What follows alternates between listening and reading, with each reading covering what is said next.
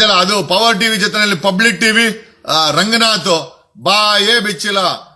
ರಂಗ ರಂಗ ನಾವು ನೋಡಿದ್ದೀವಿ. ಯಾವತ್ತಿಂದ ಗೊತ್ತಾ ರಂಗ?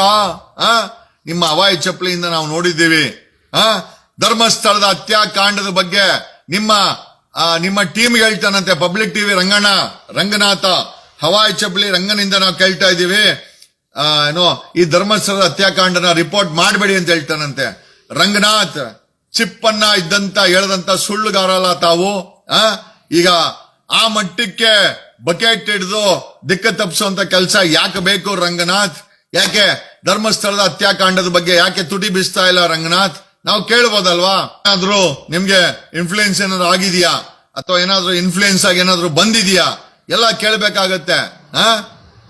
ನೋಡಿ, ನ್ಯೂಸ್ ತರ ನ್ಯೂಟ್ರಲ್ ಆಗಿ ಕೊಡಿ. ನಾವು ಅದನ್ನ ತಗೊಳ್ಳೋದೋ ಬಿಡೋದೋ ಸಾರ್ವಜನಿಕರು ಡಿಸೈಡ್ ಮಾಡ್ತೀವಿ. ಈಗ ನಿಮ್ಮಗಳನ್ನ ಬಿಟ್ಟು ನಮ್ಮನ್ನ ಫಾಲೋ ಮಾಡ್ತಾರೆ ಜನ ಅಂತಂದ್ರೆ ಎಲ್ಲೋ ಒಂದ್ ಕಡೆ ಮಾಧ್ಯಮ ಮಿತ್ರರು, ಮಾಧ್ಯಮ ಸ್ಯಾಟಲೈಟ್ ಚಾನೆಲ್ಗಳು ತಮ್ಮ ಕ್ರೆಡಿಬಿಲಿಟಿನ ಕಳ್ಕೊಂಡಿದೆ ಅಂತ ಕ್ಲಿಯರ್ ಆಗಿ ಗೊತ್ತಾಗ್ತಾ ಇದೆ. SIT ಇಷ್ಟು ದೊಡ್ಡ ಡೆವಲಪ್ಮೆಂಟ್ ಅನ್ನ ನೀವೆಲ್ಲ ಮಾಡಿದಿರಾ.